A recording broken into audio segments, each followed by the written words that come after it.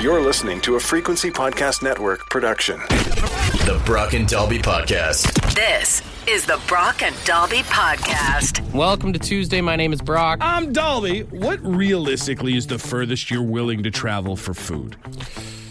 Oh, man. I mean, it depends. Like, when we lived in Saskatchewan, I drove 2 hours to Saskatoon to go get Taco Bell one time. Just for Taco Bell? It was the only Taco Bell in the province. I remember the one, but that's like... There was no other Mexican that would do? You had to go 2 hours? Hey, man. There's only one Crunchwrap Supreme, all right? What? Making me feel... A good friend of ours, friend of the show, our friend Noel, with Geno's is opening a new location. And I was looking, it opens today. And I was like, oh, I should go out there and check it out. I should go out and be supportive. And I was like... That's an hour away. I don't know if I'm willing to drive an hour for pizza. Also, I mean, I love Noel, but there's the same place right here in town. That's just it, You're not right? missing out. Also, a trip to Belleville? Fuck that. Who the hell wants to go to Belleville? You've been to Belleville more than I have. Yeah, to go to a hockey game. I got in and I got out real quick, dude. Yeah. Yeah, fair enough. Maybe I'll just order delivery on the couch today. A trip to Belleville is like a one-night stand, man. Usually doesn't go too well. Sorry, Belleville. The Brock and Dalby Podcast. The Brock and Dalby Podcast. Man, it is hot today. Whoa, it's hot out here, man. It is hot today. You know it's hot out. Yeah, I just said that. I said it's hot out here, man. Yeah, you know it's hot too. Yeah, that's why I said it, man. It is hot out here. I know, I'm just saying it's hot too. I got a text We haven't played that yesterday in a long time. at 762-555, and it's something I never thought about before. He said, whenever you guys talk about the heat, it honestly only makes things worse. It's like a reminder that things are already kicking my ass. So if everyone at the station could please stop talking about the heat wave, that would be great. I get what you're saying. It's one of those things where, like, if it's at the top of your mind, you're thinking about it more. Maybe it exemplifies it, but the heat's not going to go away if we just pretend it's not here. It's not a T-Rex. No, but I get it, though. It's something I've never thought about because, like, we always think, oh, it's our job to talk about the weather, blah, blah, blah, all this stuff. But it's like, yeah, man, like, if you're working out in this heat warning right now and all we're talking about is how hot it is. True. Right? Like, Yeah. it's like being single and then being reminded that you're single, right? It's like being single at Valentine's Day. Yeah. Yeah, it's kind of the same equivalent right there. I was thinking... we should maybe tone down on talking about all the heat wave stuff right now. That's fair. But then I was also thinking, should we stop playing? Do you think it triggers people when we play any sort of songs that mention like heat, hot, fire, anything like that? Like, I think we should clear the playlist of that over the next few days. There's probably a bit of a subconscious, like when a song comes on that talks about heating up, hot stuff, any of that. Yeah, you probably something in the back of your brain goes like, I'm already there. I think personally, over the next few days at least, or even just over the summer, this song should be banned from everywhere. Oh, yeah. A little smooth. It's a banger, but I mean, like, what would be some other songs that we should stop playing during the heat wave? Maybe the Kid Is Hot Tonight. Yeah. Hot-blooded. Hot-blooded Little would be Foreigner. Heat of the Night. Ooh, I know we don't play it, but I don't want to hear any of Hot and Her by Nelly during the summertime. That's not going to make me feel better. Burn It to the Ground. Would that trigger anyone? That would definitely... Ooh, Burnin' For You by Blue Oyster Cult. Yeah. That's another one that'll let you know that, like, yeah, it's hot outside. Highway the Hell might do it. Maybe we should just have, like, an exclusive playlist of just, like... songs that have cold in the title. Just chill songs? Yeah. The entire works of Snow. Just play that album. It's nothing but Informer from here till the weather smartens up. The Brock and Dalby Podcast. Please, for the love of God, put on some deodorant. It's a great time to figure out whether maybe you're more of like a stick kind of guy, the gel, maybe a spray, some powders. Figure out what's going to make you a lot easier to deal with if, it's a hot, stinky day. Allegedly, us talking about the heat wave is kind of bugging some people. So I think from now on, when there's a heat warning, we'll refer to it as a stink warning instead. Because you got to imagine, dude, this is like the stinkiest the town is going to be in a while. Oh, like, for sure. I I mean, short of a trash strike, this is really the best conditions for some foul odors. It is going to be sweatier than a Planet Fitness. Oh, that's really sweaty. You don't need to wear makeup today, just deodorant. That's right. It's all about... We just got to get through this heat. We don't have to try and look pretty or fancy through it. You don't want to wear a bunch of fancy clothes. You want to just wear the bare minimum so you don't catch an indecency charge, and then load up on deodorant to get through so that nobody else has to suffer. I always see people going like tarps off when they're working outside. Do you think that actually makes a difference, or is that just like a mind over matter thing? I feel like it would make a difference because it would let the sweat wick away from your body a little bit easier, theoretically, to try and transfer some of that heat. It's not going to I feel like you'd bake more, right? Because it's just easier access to your skin, wouldn't it? I mean, yeah, it's definitely not better in terms of tanning, sunburn, that sort of thing. But I think for heat regulation, it's sort of heat in, heat out, hopefully. It's not being trapped in your clothes. I strive to have a body one day where I feel confident enough to go tarps off and be like, look at the sweat dripping down my body right now. Absolutely. You see it in commercials, like beer commercials and stuff like that. It is obviously something guys would like to attain.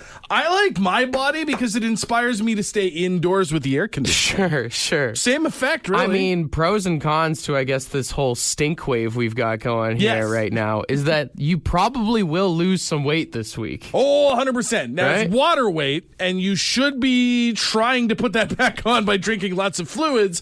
But, yeah, the odds are good that come the weekend, you'll be a little lighter on the scales than you were today. If you do happen to pass out, the good news is you probably lost 5 pounds or so. The Brock and Dalby Podcast. Game 5 going down tonight between the Florida Panthers and the Oilers. Oilers hoping to stay alive and make the greatest comeback of all time. I still worry that they poked the bear, so to speak, by beating Florida 8-1 before the series moves back to Florida. And also, I was looking at the Florida Panthers roster, and I realized something cool could happen today, as there's a chance for one Florida Panthers player to do the funniest thing ever, and that is take the Stanley Cup to the home of the team that you beat to win it, as defenseman Mike Benning is originally an Edmonton boy. Oh, that's amazing. So if Florida wins the Stanley Cup, whether it's tonight or in Game 6 or 7... He gets his day with the cup in Edmonton. He can take the cup back to his former hometown and be like, well... We beat the Oilers, but if you want to come see the Stanley Cup, you can come suck up. That's even got to be weird to be his family that's from Edmonton. Probably grew up an Edmonton fan. Yeah. Even for him sitting on the bench, he's probably looking down, seeing the jerseys he used to watch in some of those old barns in Edmonton as a kid. I mean, I will say with how many NHL players are from the Toronto area, I guess I've never thought about how many times the Stanley Cup has come home for the summer. That's true. It's 67 years since a Leaf brought the cup home, but it has been in Toronto for display many, many times. I mean, I guess it's always permanently on display there. I mean, even you look at it here, I think there's 3 Florida players just quickly glancing at the roster that are from Toronto. So they'll get their day as well. But I do love the idea of using your day with the cup to do something like petty or something like... Because everybody's like, oh, I'm going to take it and celebrate with my friends and family and take it to a party and whatever. I like the idea of take the cup back to Edmonton, make sure everybody knows it's there, and then don't let any of them see it.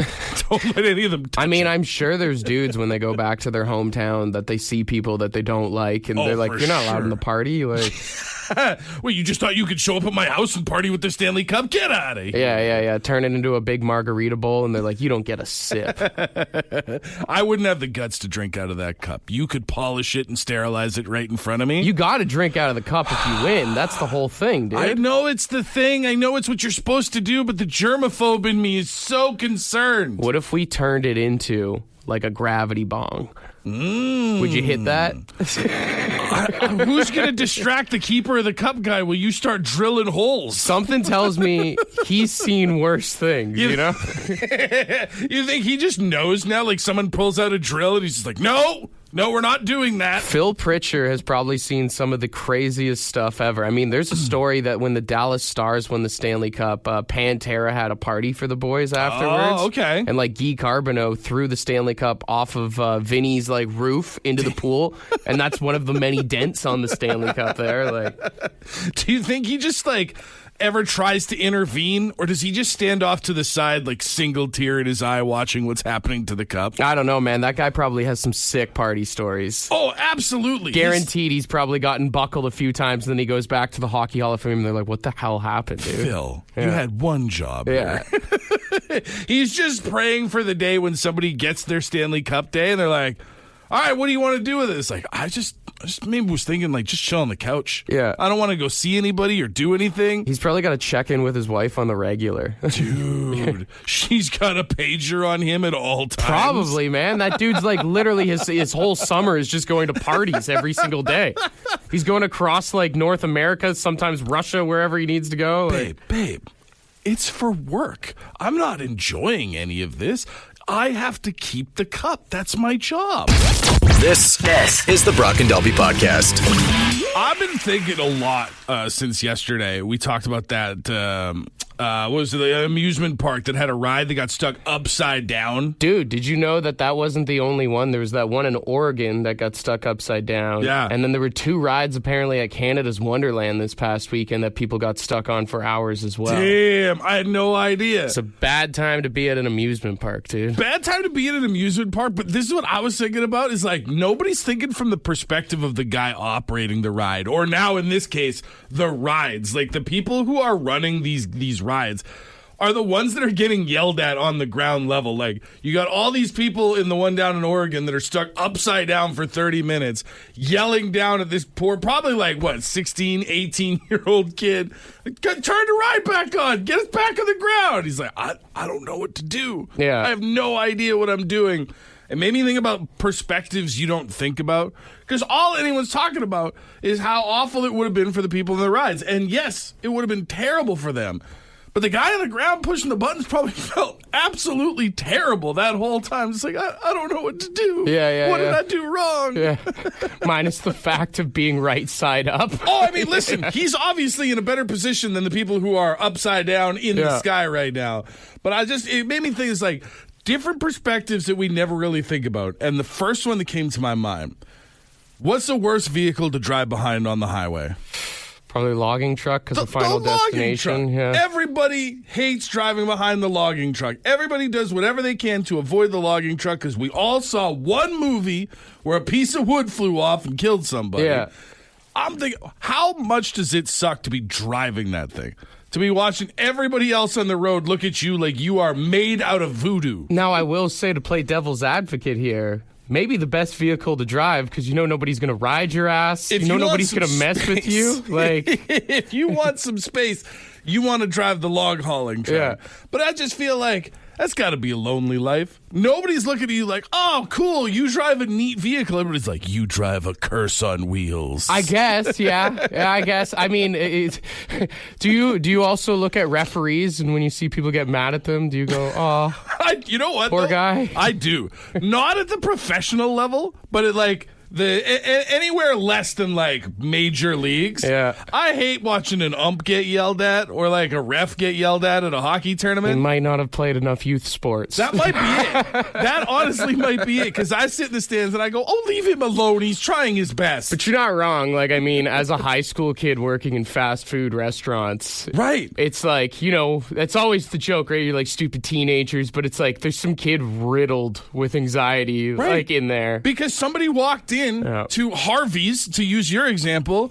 expecting fine dining. And when they didn't have it their way, they just started yelling at a teenager. Yeah. And it's like nobody stops to think from the perspective of the teenagers. Like, I just want to get this burger made and go home. Nobody ever stops to think of the marshal who comes around and he goes, oh, I don't want to make these guys pour out their drinks. Right. You broke the rules. He's not the bad guy. He's just doing his job. And no one ever stops to think about what he feels like when he goes home. We always think about the golfer who gets told by the marshal to quit messing around. Nobody ever thinks about what the marshal's thinking in that situation. Nobody ever thinks about the cameraman and the pornos they watch. How hard it is to be that guy, literally and figuratively sometimes. That sucks, dude. This is the Brock and Dalby Podcast. The Euro Cup is underway, and I really hope the Netherlands loses. Oh. Not because, I don't like the Netherlands or anything. I was going to say, you big anti-Dutch guy all of a sudden? But after their win, their coach went and shook some hands, which really chaps my ass because there's a video that went viral during the Netherlands game where their coach was just sitting on the sidelines, just picking his nose and eating it. Oh. Yeah, so here, look at this. Oh, he's not messing around. Digging for gold. And he's trying to be nonchalant about it, the way he swipes it around. But it's he's trying to be coy, but he's also being very aggressive. It wouldn't shock me if this video had ended with him having a nosebleed. He is in there. He's digging in the mines. I have had to talk to my kids about this when they were little kids. You don't do that. There's if you want to see it for yourself, text soccer to 762-555 or check the podcast links. You'll see the one video of him just digging for gold, and then immediately the one beside it is him going and shaking everybody's hands. Oh, that's so upsetting. It's so good. And I mean, hey, I'm not... We all pick our noses. If you say you don't, you're an absolute liar. 100%. Yeah. But I think... Do you think there's any chance that he used hand sanitizer in between the nose pick and the handshake? No way. Not a chance. No way. Where would he even do it? You don't eat your boogies in public and be that comfortable with it. And then wash your hands. So what you're saying, this isn't even the first time. You think he's a serial offender. Oh, for sure. You think this is just the first time he got caught. Oh, absolutely. This is why I hate shaking people's hands in general. I thought we were done with that. Didn't it feel like with the whole COVID thing, we were going to leave handshakes behind? And now, a few years out, I feel like people are starting to try and do it again. And I'm like, no, we were past this. They say that thing you can't eat at everyone's house. I mean, I wouldn't eat at this guy's house. That's for damn sure. But you can't shake everyone's hands, man. Yeah, it's just there's some people that don't practice good hand hygiene. And to just start mashing palms with those people, you're just inviting disease. Some people are digging for gold. Some people are digging in their own trenches. Well, and that's just it, right? If this guy is so openly, he's in a stadium with thousands and thousands of people. On another note, actually, when you say it like that, to be that comfortable with your own grossness is actually... now that I think about it, you think it's refreshing? There's something beautiful about that, actually. Here we are ripping on the guy, and he's living in this world where he's got hundreds of thousands of people, millions across the world watching him, and he's like, eh. He's achieved filth nirvana. You know what? How did we start this break? By saying that we both pick our noses. Yeah. Normalize picking your nose. You know what, though?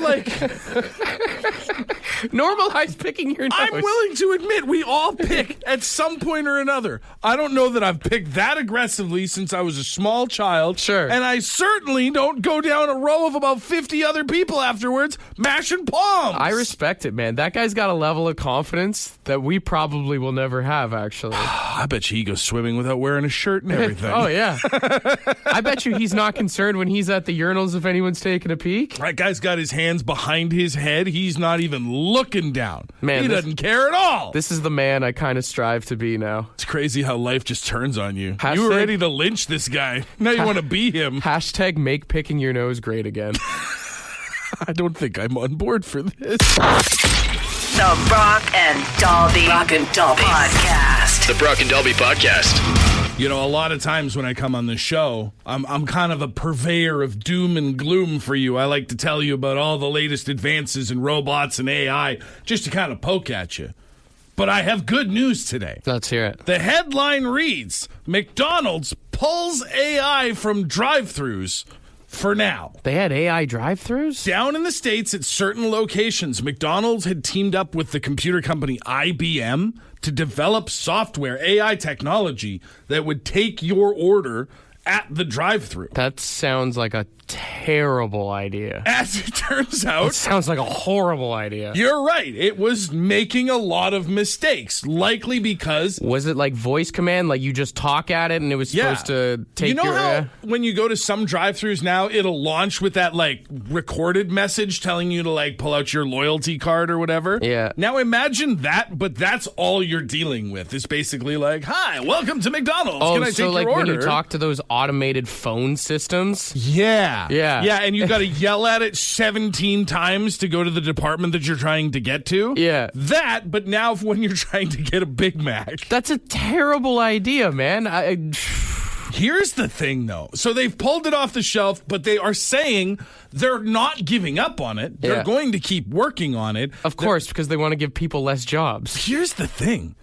I think McDonald's, theoretically, because everything is so cookie cutter from location to location, every burger is supposed to look the same, every chicken nugget is in a certain shape, I think McDonald's could one day be the first fully automated fast food restaurant. I don't know, man, because I have a hard enough time using those like self-kiosks in a McDonald's, let alone talking to an AI-generated drive-thru or person. And the thing is like, think about it like this. I can punch a robot. I'm not allowed. Well, I mean, I can, but I'm not allowed to just punch some kid working at McDonald's. It is certainly frowned upon, more so. I guarantee you more McDonald's are going to be closed for like hazards or like repairs, I guess, rather, because people are going to go ape on these AI things. Like, well, also, now I'm just thinking about this, because I still stand by that. I think that McDonald's is straightforward enough that they could fully automate a McDonald's. No, I'm not saying they should. I'm saying they could. Yeah. But then on the other side of the coin, this is the same company that can't keep one ice cream machine working at any given time. Exactly. If you can't keep the ice cream machine up and running during the heat wave, then what chance do we have of me getting my chicken nuggets off the dollar menu? Dude, imagine an AI robot telling you that the ice cream machine is broken. I'm sorry, but the ice cream machine is not working today. It's a world I don't want to live in, man. There's something about being mad at the people in the drive-thru that makes your life easier, you know? It gives you somebody you can sort of take that anger out on. Imagine trying to go in and complain that your order was wrong, and it's like, I'm sorry. According to my calculations, it is actually your order that was incorrect. We did our jobs. I said it before, and I'll say it again. Sometimes I don't want to live in this world, man. Hey, today was a win. McDonald's AI is on the shelf for now. For now. The Brock and Dalby Podcast. Ed's word of the day. Let's see what he's got. Good morning to you. Today's word. It's hyperbole. Hyperbole. That's how it says to say it anyways. I don't know. It's hyperbole. Yes. Hyperbole. Anyways, it's extreme exaggeration. Well, God knows there's a lot of that goes on. I mean, we've all caught a fish that big, right? Anyways, that's about it. Have a great one. Cheers her up. I was going to say, so the word is hyperbole. Yeah. And the perfect example is the one that he used. It's the fishing story. I'm so hungry I could eat a horse. Stuff like that. That's hyperbole to say like, oh, I feel like I've been walking for miles and miles, just when you're like walking looking for a beach spot or something like that. Yeah. All hyperbole, but the best one is, I caught a fish this big. Well, even with the weather we've got right now, this heat warning and stuff, I mean, you're going to hear people say like stuff like the pavement sizzled like a frying pan. Oh, stuff yeah. Like that. Oh, hot enough to cook an egg on the sidewalk. Well, probably not, but you're not far off with your hyperbole today. Yeah, I mean, the only one that's not an exaggeration is hot as balls. Yes, that is not hyperbole. It's the only one that's legit right now, actually. That is a raw description of the outdoors today. Very much raw. That's what the powder's for. Yeah. Next time your kids are trying to tell you a story that just obviously sounds a little bit outlandish, just tell them to cut out the hyperbole. Or kids, if your parents are saying something to you and it sounds a little nonsense-wise, tell your dad to stop with the hyperbole. Switch it up on him. He can't get mad at you if you got a word like that in your back pocket. Hyperbole. I liked it better the way Ed said it, honestly. I thought he was saying hyperbole, like to really pick on somebody. Some new guy in the WWE or something? Here's hoping the Florida Panthers hyperbole the Oilers tonight. For more Brock and Dalby, tune in weekday mornings 5:30 to 9. The Brock and Dalby Podcast is brought to you by badshop.ca, the Brock and Dalby merch store. With all proceeds going to the Canadian Cancer Society.